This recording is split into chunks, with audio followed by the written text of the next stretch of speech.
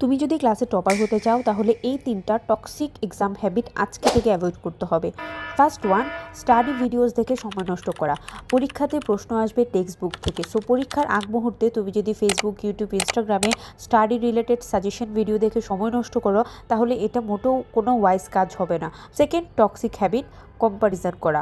Online হোক বা offline হোক, তুমি যদি সারাক্ষণ আরেকজনের সাথে নিজেকে কম্প্যারিজন করতে থাকো, কে কত ঘন্টা পড়ছে, কে কতটা চ্যাপ্টার শেষ করছে, এই টক্সিক হ্যাবিটটার জন্য তুমি ভালো রেজাল্ট করতে পারবে না। সো এটাকে অ্যাভয়েড করতে হবে।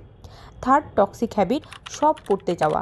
তোমার কাছে যদি মনে হয় তোমার কাছে সময় কম, কোনো একটা চ্যাপ্টার পারছো না বা কোনো একটা চ্যাপ্টার খুব বেশি ইম্পর্টেন্ট না, যা কিছু তুমি পারো সেটার উপরে ফোকাস করো। তুমি সব কিছু পড়তে চাচ্ছ কিন্তু কোনোটা ভালো করে পড়ছো না, এই টক্সিক হ্যাবিটটার জন্য কিন্তু তুমি পরীক্ষাতে ভালো রেজাল্ট আনতে পারবে না।